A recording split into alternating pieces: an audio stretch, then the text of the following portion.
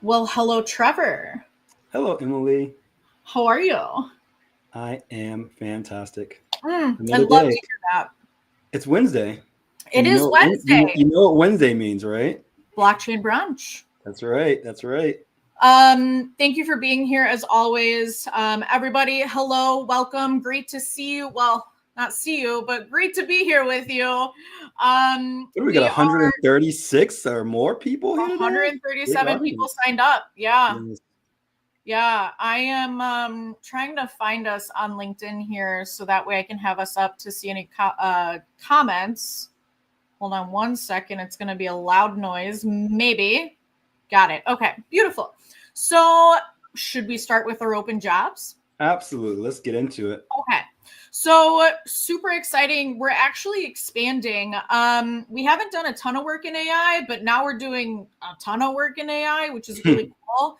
So, we're working on a lot of intersections between AI and blockchain. So, I have 6 positions open with an AI company: a lead software engineer, a backend DeFi engineer, a senior backend engineer, a mobile engineer, iOS and Android, a front end developer, and a senior graphic designer. Now, all of those roles are based in New York and on site.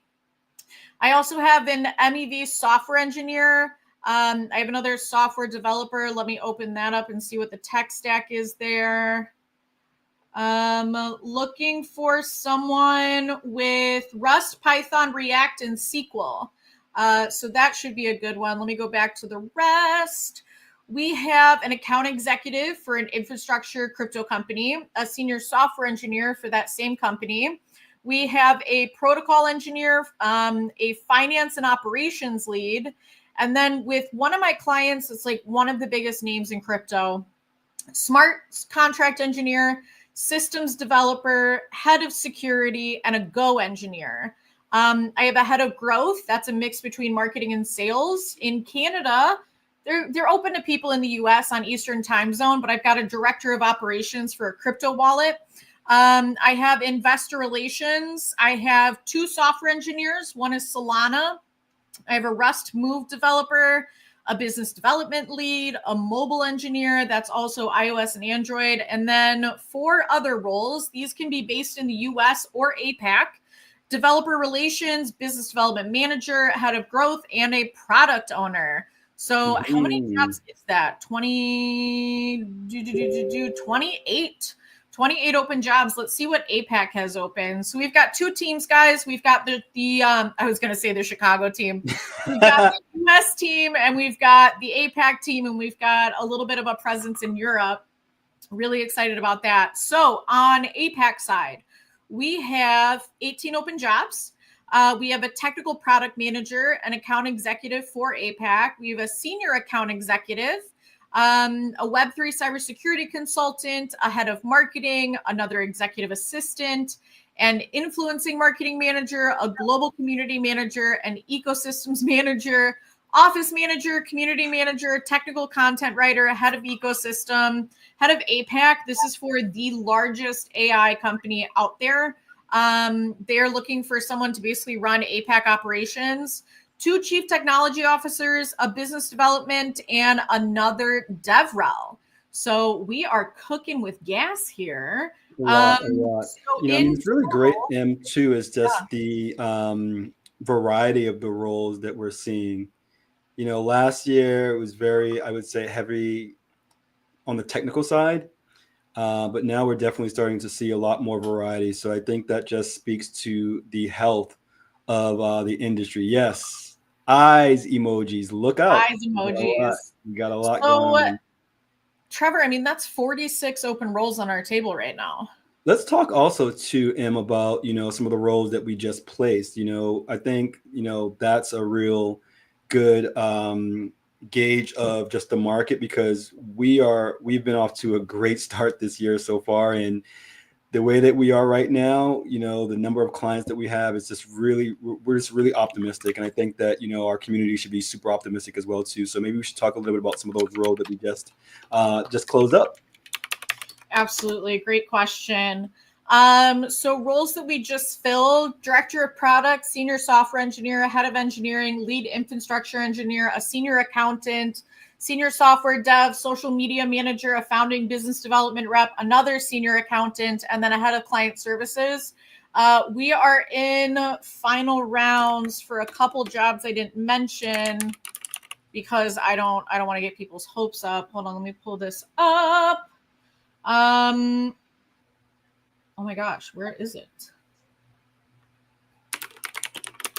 This is my life. Always somewhere else. You know what's funny? We use Google Drive, but we don't use Google Suite.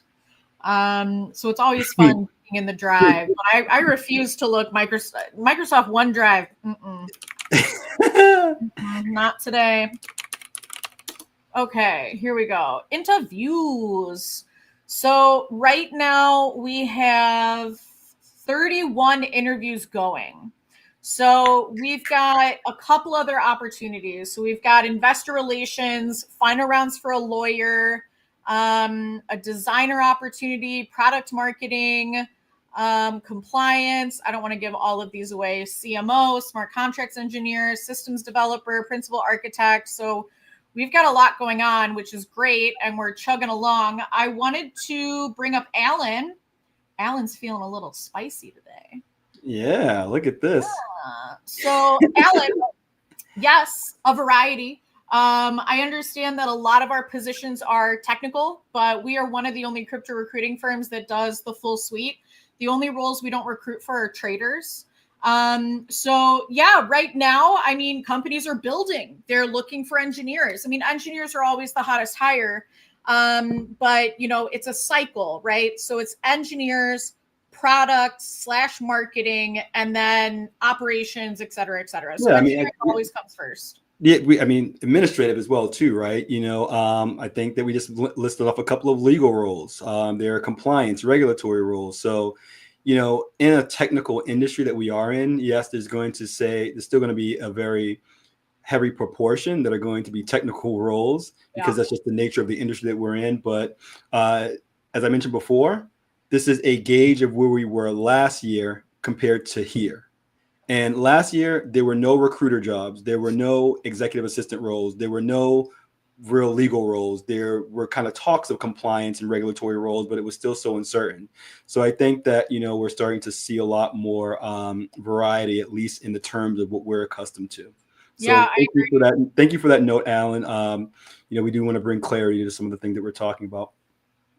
I love a good spicy comment. No, it's all good. It's you great. know me, I'm a little feisty. I actually I got that comment from one of our clients the other day. He was like, "You know why I love working with you?" And I was like, "Why?" He was like, "Because you are so like on it. You are on it. You're not afraid to clap back." I just think if someone, Alan, this is not about you. I just think like if someone's gonna be mean, like I'm a very nice person, but also like if you're gonna be mean to me, doesn't work for me. Sorry. Don't take kindness for weakness, right? That's the old adage. Absolutely it's not. True. Speaking of which, kind of some drama. So there was this woman that I've known for a very long time. And what I'm so grateful about is to be everybody's go-to crypto recruiter, right? Me and Trevor hear from people all the time. And, I want to apologize that we can't review everybody's resume. When I say review, I mean, we can look at them, but we can't give feedback on everybody. Otherwise, my whole day would be spent giving resume feedback. So this woman reaches out to me and she's like, "Hey, I want to introduce you to my friend for a resume review." And I'm like, "Perfect. Like, that's a service we offer. Absolutely happy to help." And then she followed up and she was like, "Oh, there's a fee. I'm going to find someone to do it for free." And I was like, "Okay. All right. I understand, but we have day jobs." Speaking of which, I wanted to talk about interviewing really quickly now that we're kind of going away from the drama. So hold on 1 second. So interviewing and sending in your resume. So everybody has a story, right? You have a career story. How did you get into crypto? How have you stayed in crypto? Why have you moved companies? Everybody has a story, but you don't get to tell that story A piece of paper does it for you, right? Mm, So I talk to a lot of people that are like, I've never had a resume before. I've never needed a resume. I hear you. There's a lot of finding jobs through your network where you don't even need a resume. People are just going to vouch for you based off who you are. But if you don't have that network, we definitely need to beef up our resume and be sending it out to companies. Now, here's the thing. I was actually just telling someone this the other day. When you're submitting a resume, you have to think about your audience. Who is the yes. person reading that resume? And it tends to be junior recruiters and HR coordinators, right? These are the people making $15 an hour to flip through thousands of resumes a The day. gatekeepers, if you will. Gatekeeper. Yeah, actually, perfect word. So the challenge is that, often the first line of defense is usually hired right out of school, right? And the problem is they don't necessarily they understand recruiting, but they're not going to understand your specific job function. So I would highly encourage you, if you are looking for a job, take your resume to anyone that's 21 to 25 that has no idea what you do and say, hey, based off this, do you have an understanding of where I bring value to a company? Willing Yes. to bet they say no. And the problem is, if someone doesn't understand your resume, they're just going to skip over to someone whose resume is more clear and makes more sense. So there's two ways you can go about this. So I think it's important to have, this is such a bad word, a dumbed down resume. This is a resume in layman's terms. It's not super strategic. It's not super high level. It's really detailing, your daily responsibilities and your achievements, right? So that's the resume you want to submit on LinkedIn. That's the resume you want to submit to the online job portal. That's the resume you want to submit to these job boards, which I've got a whole thing about job boards. We can get into that Yeah, later. we can get into that too. We'll get into that. So when you submit the resume, you're going to get the interview with the recruiter. Great. Goes well. Perfect. We're moving you on to next steps. Here's my ideal situation. That recruiter, junior recruiter, HR coordinator is going to send you a calendar invite with your email and the hiring manager's email, right? That's just how a calendar invite works. So what I want you to do is I want you to reply all to that calendar invite. And I want you to say, hey, I've been doing a lot of research on X, Y, and Z. I loved your most recent blog article about X, Y, and Z. Very much looking forward to speaking with you tomorrow. I wanted to send you an updated copy here's an updated copy of my resume prior to our call. This does two things. One, it gets them the higher level resume, right? That's the one that you really want them to see. And two, you're sending a thank you note prior to the interview. Who does that? Who does that? Nobody.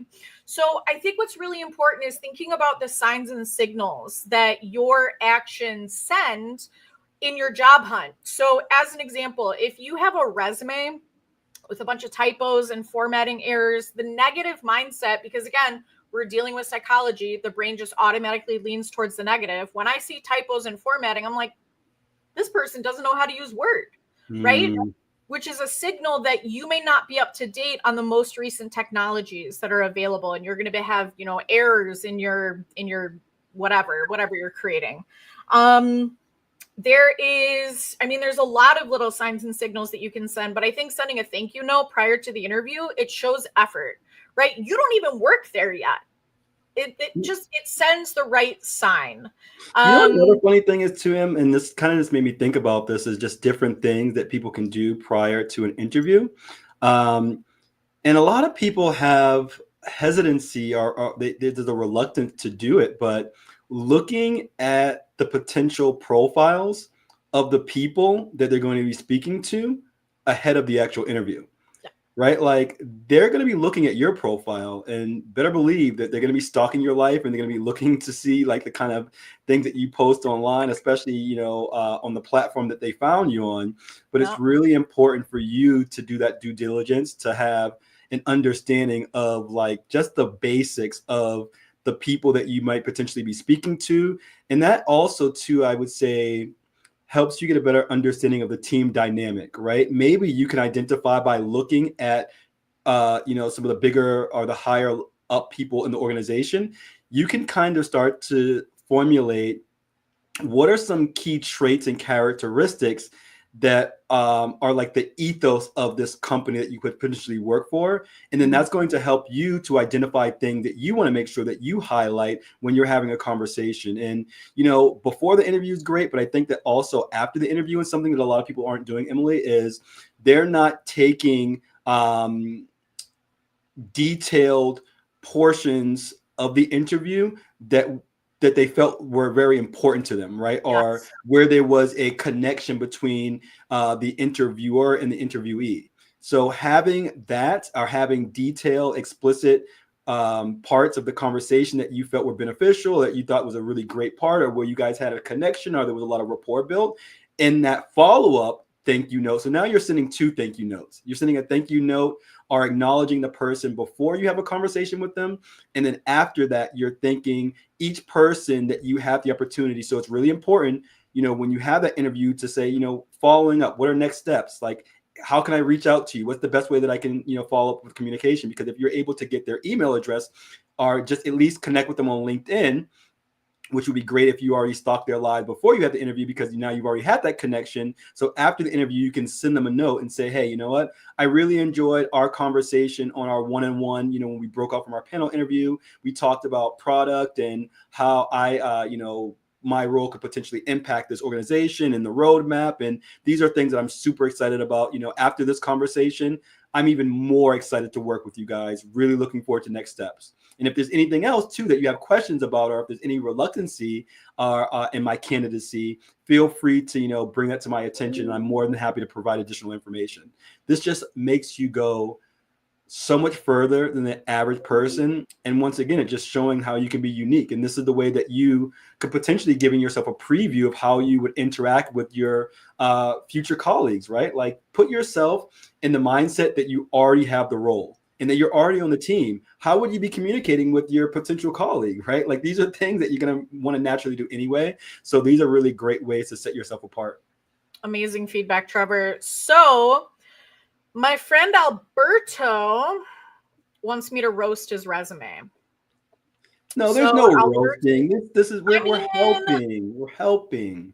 I'll roast it. Like, I'll roast the hell out of it. So Alberto, I just want to make sure you're 100% positive you want me to bring your resume onto the live stream. So I sent you a DM. If you want to leave a comment, send me a DM back, because I don't want to bring it up without like your confirmation.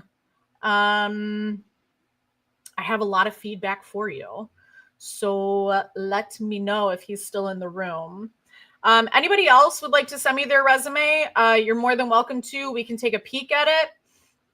See if it Speaking needs any. about resumes, right? And the earlier person that you were speaking about that wanted us to give some resume advice. This is the platform for it, Yeah. right? This is how we're able to connect with people and be able to ask questions, because if one person has it, most likely there's someone else, if they're in the same position, they're going to have it. So we want to help as many people as possible, but we want to make sure that we have the best use of our time, and our time is obviously limited, right? So this is the place to do that. And Alberto said, sure, do your thing. So he just gave us a blessing. Beautiful. All right, let's go. You have been warned. You have been warned. All right, hold on one second here.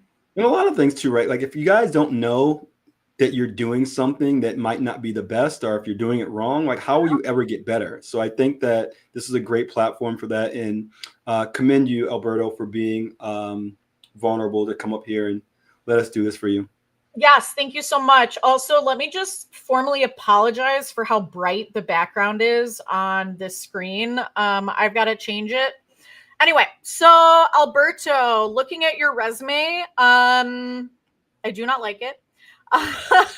So the first thing I would suggest is, let's take this information and put it in the header of the document. That's actually going to save you some space. But I think making your name a little bit better would be really beneficial. Now, this is one of my pet peeves. Type the word LinkedIn and hyperlink it, so that way it's not this ugly link.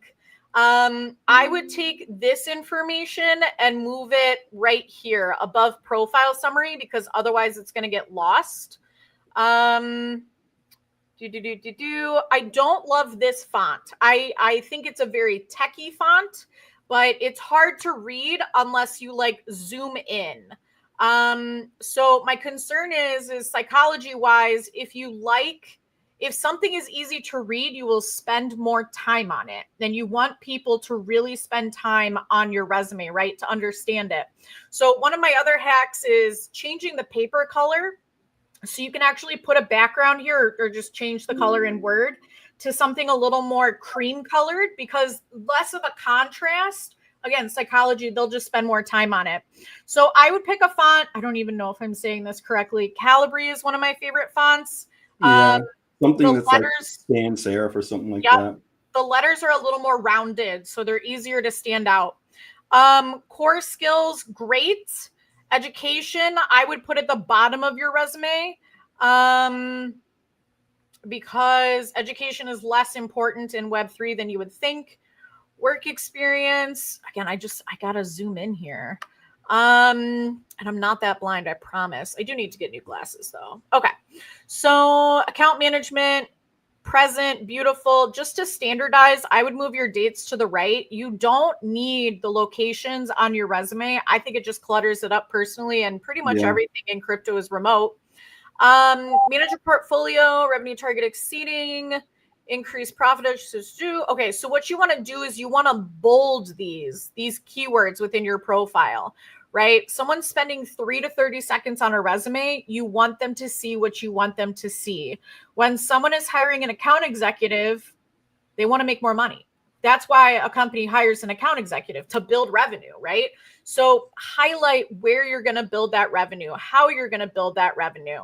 Use Salesforce to monitor KPIs. Are you able to list some of those KPIs? Optimize sales processes. How? Improve customer retention. And so one of the things here is you've got utilized, optimize, improve. So customer retention, go into details about this. How many customers did you retain?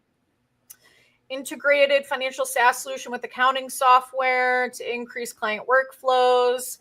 I do feel like this is definitely promoting your accomplishments, but it's not necessarily promoting your day-to-day responsibilities. And for the Hmm. dumbed down resume, you want it to be, here's what I do every day. Well, not every day, but here are my responsibilities. Here's what I'm going to bring to the table. And then we highlight metrics. Stepped into manage. So 2022, 2023. So to me, let me see here. It doesn't make a whole lot. Okay, so going off your resume, I see bachelor's of economics, right? And then I'm going down here and I'm like, well, was 2018 his first job as a chief technology officer? That doesn't make a whole lot of sense, right? Chief technology officer right out of college. I think the problem is that it sets a different expectation, right? A chief Hmm. technology officer is someone that's a tenured leader that manages teams, builds technologies, oversees the entire development process, right? I just worry that when you're advertising that you're a chief, and I don't know your background, right? Again, piece of paper is telling the story for you. I just don't know if it makes a whole lot of sense to be a CTO right out of school. You know what I mean? Because it's not a true chief technology officer. If anything, I would call ourselves a founding engineer. I think that would be a little better. Now, blockchain and smart contract security. I'm wondering if that's through C4. Is that through Crypto Consortium? Side note, Crypto Consortium just released a new security standard. I would highly encourage everybody to go read it, take a peek. So that's kind of what I would do. Like chief technology officer to technical support, it doesn't make a whole lot of sense to me. So I would definitely change that. And also, going from a chief technology officer to sales is a incredible transformation. So we need to really educate the reader on how did we do that, right? Technology personalities tend to be more on the introverted side. Maybe we put up here in the professional summary extroverted, right? SaaS sales leader, capitalized because that's a title. And I would actually bullet point this out. So core skills, fine, but no one's going to read this big chunk of text. What they are going to read is the first sentence. So that's where you want to get in the title that you're targeting, your years of experience, and the domain. I think the only thing you're missing, apart from everything else we mentioned, is a sentence about what the company does. So how this works, there's a couple of thoughts here. So one, on the back end of LinkedIn, I search keywords. Whoever has those words on their profile, they come up in a list, right? So if you have a sense about what the company does, like you could say crypto exchange, now you have that keyword crypto in there one extra time. Now the other thought process is back to our audience. The first line of defense, junior recruiters, HR coordinators, they may not be familiar with Law Pro, right? And oftentimes they're looking for people that come from specific companies. So just educating them makes it a step easier, right? So they don't have to go to your LinkedIn page, click on the company page, click on the about section, and really read that. So one of my thoughts is if you want something, make it as easy as possible for that person to give it to you, right? If you make it a no-brainer for them, why wouldn't they move forward? So that's what I would say there. Overall, not a terrible resume. I think it definitely needs some love. Please change the font. It's burning my eyes. Yes. Matthew, next here. Yep. So that makes sense. I mean, also too, right? Everyone can create a Google account. I'm pretty sure, right? So there's nothing that's stopping that. So, use Google Docs. They're pretty good in terms of being able to like have something that is word adjacent or equivalent. So you can play around with that. You don't have to kind of go to Canva or use, whatever these other programs are.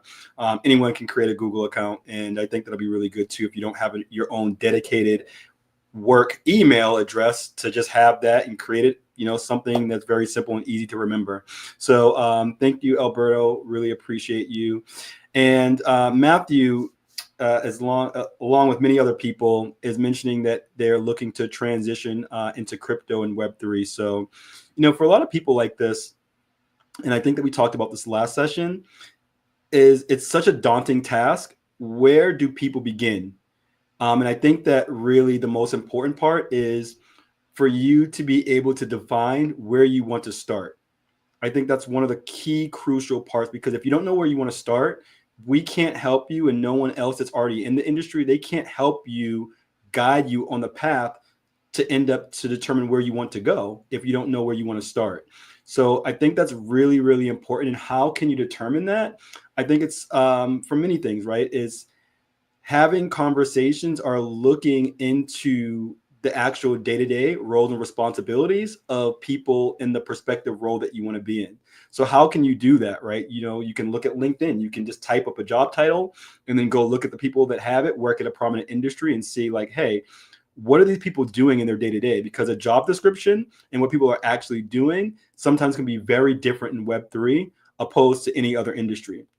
I mean, a community manager for one company in crypto can be completely different for another company. They're not going to even do some of the same thing. They may have the same exact title. So I think that really focusing on the roles and responsibilities and making sure that you're paying attention to the transferable skills, that's going to be really, really important first and foremost. And before you even start applying to job, you got to figure out where you want to start. Your mic went out, Em. Helpful. Thanks, Trev. We're just going to call it resume roast from now on, because that fits my sassy personality. And yes, Matthew, I'd love to roast your resume. Send it my way. Are we connected? Hold on here. Yes, we are. Send me your resume, Matthew. I'll take a peek at it. And also too, right, when you're saying you want to transition into crypto, I think that just even saying that, a lot of people feel as if that's like something that's going to get a recruiter excited. They do have crypto experience. All right. So they do want to transition into it. But, just saying that you want to transition into crypto and Web3 is not enough. No. Or just having it on your profile saying like, a lot of people say like, I'm enthusiastic, or, I really love crypto. you have to do more than that. You have to talk about like, what is it that you're going to bring to the table, and what is your ultimate value that, you know, you're going to bring to someone if they were to actually employ you in the industry. So Matthew does have crypto experience. That's great. Awesome.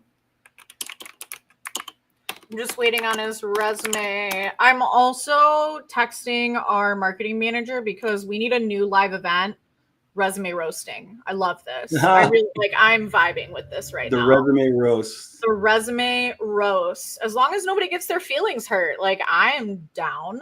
Maybe we can have them sign disclaimers. Yeah. Will not leave a negative review because Emily was too harsh. Yes, yes. All yes, right, my indeed. friend Christy is here while we're waiting on Matthew. Christy, let me pull up your. Ooh, okay. All right, hold on. I just got to make sure there's no personal contact information on this before I share. Okay. Sorry, guys. Hold on. I got to resize it. So, number one, my screen looks different than everybody else's screen because I've got dark mode on because my eyes literally melt with all these white resumes. So, let me share my screen. Pro tip, if you want to work in crypto, get dark mode. Yeah, dark mode all the way. So, Christina, thank you so much for coming. We really appreciate it. It's an interesting resume. So the first thing is, obviously, we're missing contact information, number, email. Also, guys, you've got to use a Gmail account. I had someone use a Yahoo. Oops, sorry. I had someone use a Yahoo email account the other day, and like, it's just boomer vibes. Okay, so we need our phone number, our Gmail address. We need our LinkedIn link and our city, state, and zip code. Now, city, state, and zip code is important, guys, because when you submit your resume to an applicant tracking system, it'll pull out your zip code in case it's an in-person role and calculate the distance. So that's something really important.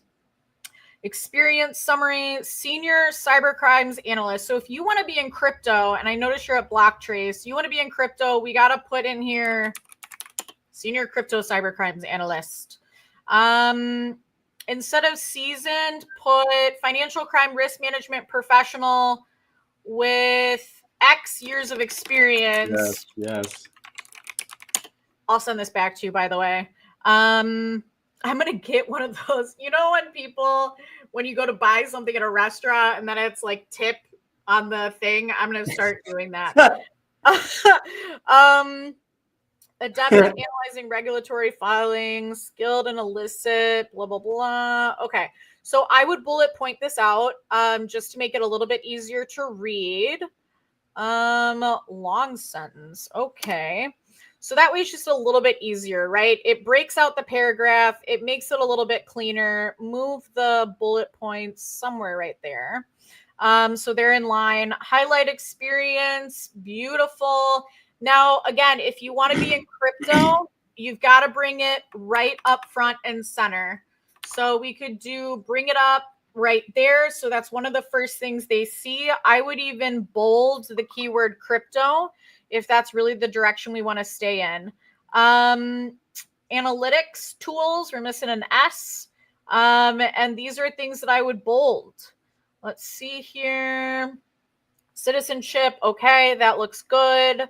I don't love the boxes. I think they take away from the bullet points and it's a little too busy. This looks really good though. Etherscan meme pool. One of the things that may be interesting for you is to put in the type of crypto that you investigated. Like sometimes on a LinkedIn page or on a resume, I'll search the keyword Bitcoin or BTC. So that might be good. Subject matter expert too. I would do a dash here. So I would just add a dash. It's not your formal title, but it educates the reader that you're a SME for crypto. Meta Solutions, a PAE company. Okay, this looks good. Now, I love that you've got the dates up here. If anything, we can put a page break here. What am I doing here?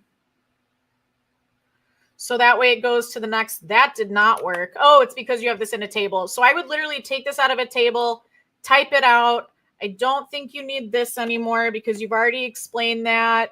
Forensic accounting looks good. Certifications. Okay, so if I'm going to zoom out here, zoom in a little bit more.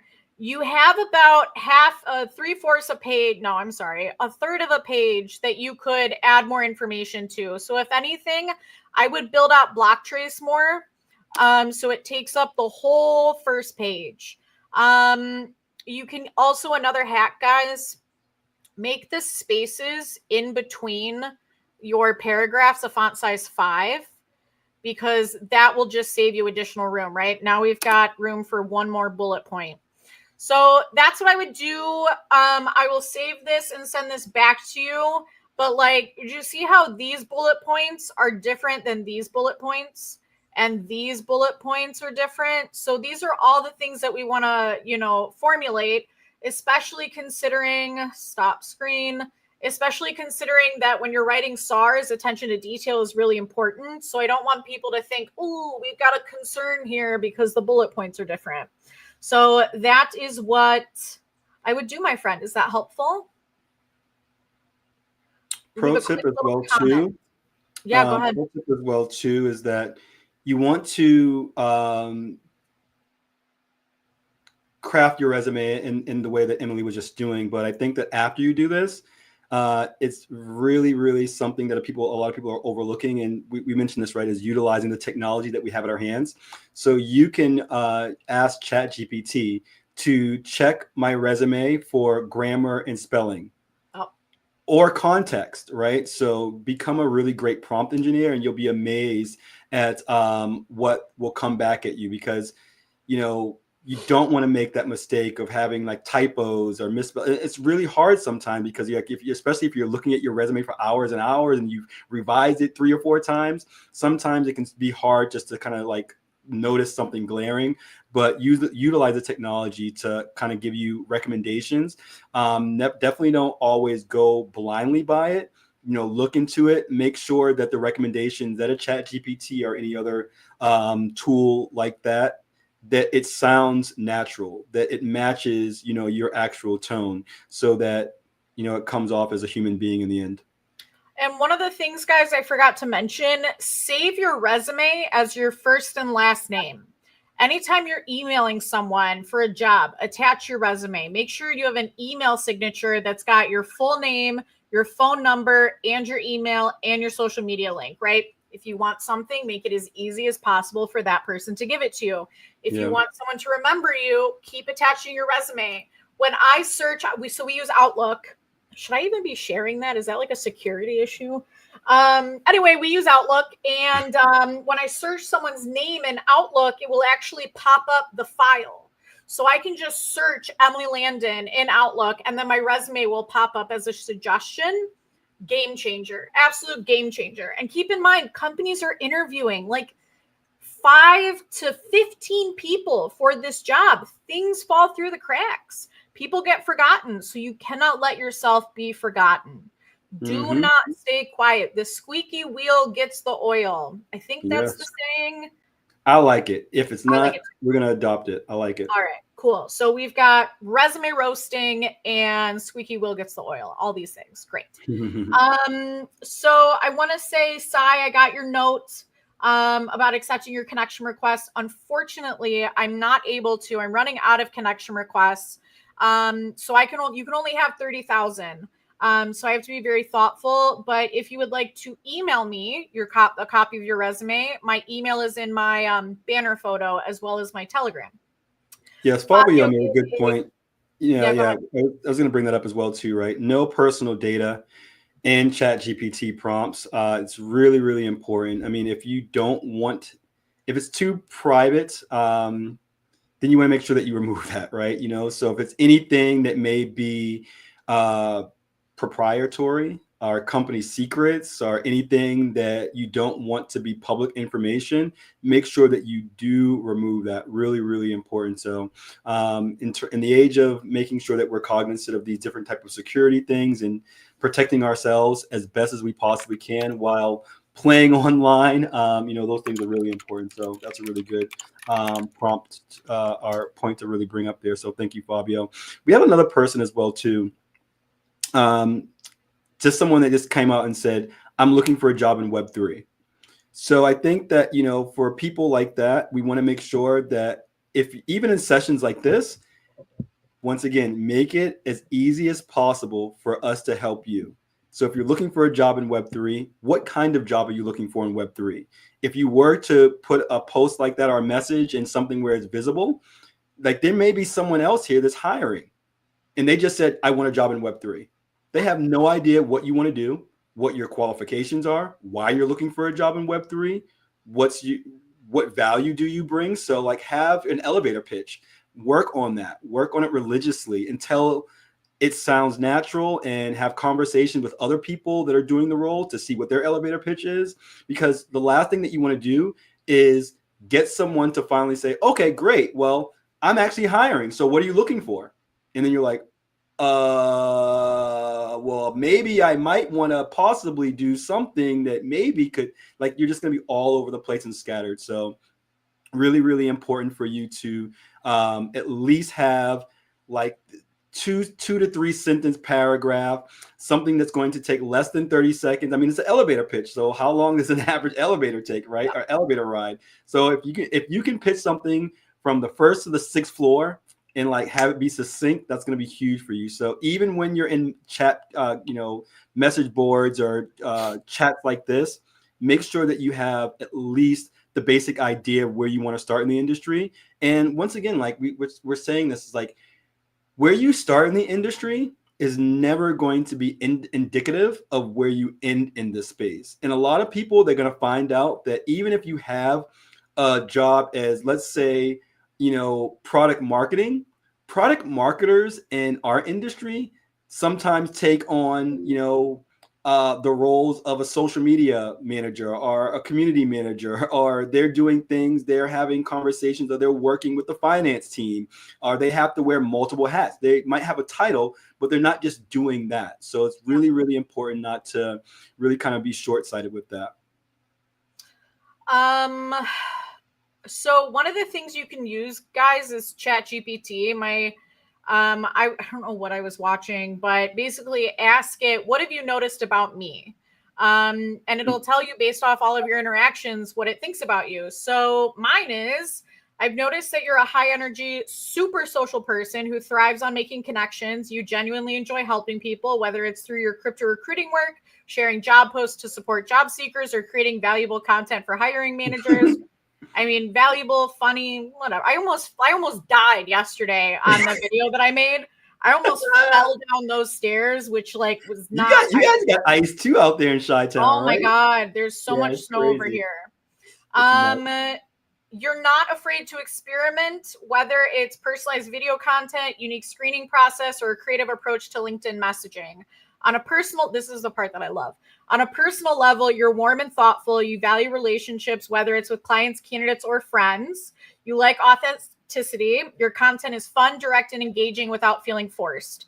You also like keeping things efficient, and you naturally balance professionalism with a lighthearted, relatable tone. Oh my God, ChatGPT is buttering you up, man. Thank you. That You just have to made take my day. ChatGPT out on a date, like that. Those are look some kind words there, ChatGPT. No, that's really cool. Love it. Love it. So we are looking at, we got about 15 minutes left here. Matthew, what I would love is if you wouldn't mind taking some of the feedback that we've developed or that we've shared for other people and fixing your resume and then bringing it to us next week. That would be really helpful for us. Otherwise, we're just going to be, talking about the same thing. Does anybody, I didn't mean that in a bad way. Sorry if that came off the wrong way.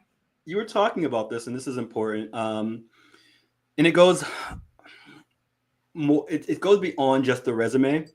The resume, like we're trying to give you a toolkit, right? Something. This is a battle. I know that it's extremely hard to find a job, especially transitioning to our industry. So we're trying to give you as many tips and tools and tricks of the trades that we possibly can.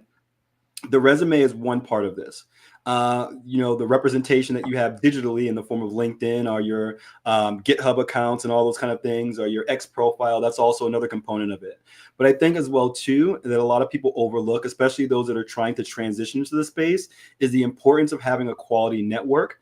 and a network that you can actually rely on, right?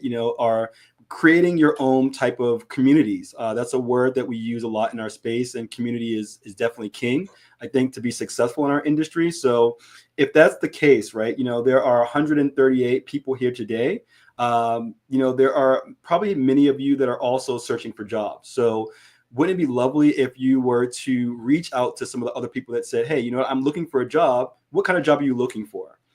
Maybe we might be looking for the same kind of job. What are some resources that you use? Oh, I found that this is a great resource. Oh, I found that, bitcoinjobs.com, or this is a really great resource. Oh, I'm a part of a Telegram group. Oh, what Telegram groups are you part of? Like, share this information. I think that that's something that people seem to kind of hold to themselves, and I can understand the need or the desire to do that at first, because you feel like this is a battle and that you're fighting alone. But I think that one of the things that's really attractive to me, this industry, and still is kind of true to the ethos of this space, is that it's very collaborative, and a lot of people really want to help. But a lot of times we can't help you because people aren't making it explicit enough, right? So joining sessions like this, if you found value in this, share it with someone else that might be in a similar situation, and then like hold yourselves accountable. Like, give yourselves like actual reasonable tasks and goals, because if we're just going to have this conversation, it doesn't mean anything if you're not going to put any action into it. So like, what's your plan after this session? How are you going to take what you're learning today and actually put that into something that's going to help you get the result that you want? So it's really, really important to, have a plan, have true follow-up that's attainable, but also too realistic. And then making sure that you have a support system where other people can hold you accountable, because I think that's huge, right? It's so easy to be like, oh, well, I'm going to look for a job. I'm going to do it next month. I'm going to do it later. In this industry, a month it's a decade, Yeah. right? So like, so much happens and so much changes. So just like really do what you got to do. And anyone that wants to get in the industry, there are many ways that you can do it. You can start today. There's numerous organizations that you can volunteer for. I'm a part of organizations that I volunteer for. Emily has things that she's working on that she volunteers for. We're doing multiple collaborations. We're going to be doing a really cool new show with C4 as well too. Super psyched about that. I had a great conversation with Jessica early, so stay tuned for that. I mean, we have podcasts, we have blockchain brunch, we have many other things that are going on. So like, we're doing it, and if we're doing it and we're already in the industry, imagine how important it is for someone that's not in the industry. So you have to be really thinking about this in a very like organized fashion and approaching this on all organized fronts. And if you don't have a presence on different social media platforms like X, like Discord, like Telegram, like LinkedIn, you want to make sure that you do create those and try to have them have the same message, even though that the tonality and some of the kind of messaging will be slightly different across all these different platforms. Trevor, what great alpha. We do want to clarify, crypto is one of the hardest industries to enter. I think like crypto and aerospace, like incredibly difficult. If crypto isn't 100% the next step for you, I wouldn't even bother. I really wouldn't. And I hate to be negative, but like, you have to be obsessed with this space. You have to be knowledgeable. You have to be well networked. So, if you're looking for another job, probably not the space for you. If you're looking for a career, I would entertain, but you've got to be super passionate about the tech. I would like to give a shout out to our sponsor, ErgoQuest, that offers these fantastic these fantastic desk solutions. So we're going to be posting more about, I've got to like look up now. We're going to be posting more about ErgoQuest very soon. I know. But they make like just really amazing stuff. The whole desk that I have moves. I don't really share this often, but I struggle with some back challenges. So it's been an amazing life improvement tool. So if anybody's interested in learning more, hit your girl up. But it was great to see all 137 of you today. Thank you so much for coming. We will be back Wednesday, 10:30 Central. Actually, I'm at ETH Denver next week, so we will not. We're gonna have to skip it. Should we do a little live stream blockchain brunch? That could be cute. That could be Maybe interesting. We just show people the conference. Okay. Anyway, we'll brainstorm about this later. Yeah, we gotta Everybody, talk about that too because we got conferences. So like conferences, it's conference season. We're kicking off. I mean, it's conference season all the time in our industry. But maybe next time we can talk about effective ways to be better attendees at conferences and to how to actually network a little bit more, right? yeah. How to plan for that because I mean you're going to be in Denver and going to some of these events. We've learned a lot, right? You want to make sure that you're doing the research of all of the speakers. You want to make sure that you know a little bit about the person that you're going to approach. You want to know a little bit about like what their strength, their challenges are, their pain points. You want to like really know like what's your agenda going to be like, what events are going to be best for you because if you don't do that, it is literally like going to Las Vegas for the first time. You're just going to be like overwhelmed with so much stuff. So there is a method to the madness, and maybe we can talk a little bit about that. Yeah, I think that's a great idea. Sorry, hold on 1 second. Da-da-da-da-da. Always online, always doing something. I think that's what people love about us is we're available 9 times out of 10. Last thing really quickly. Emily and Trevor, thank you for organizing. Okay, so we want to get to all these questions. Come back next Wednesday when we have more time. I've got to jump to my next call, but we want to answer your questions. So Blockchain Brunch is a great opportunity to speak with us, and we look forward to seeing you next week. Trevor, are you doing Just Chilling this Friday? I think so. I'm still working on a guest. Okay, perfect. Tune in for Trevor's Just Chilling. We're going to have a collaboration with Crypto Consortium C4. What are we calling that? Blockchain Simplified. Blockchain Simplified. I like it. All right, everybody. Have a wonderful rest of your day. Thank you for joining us. Peace, guys.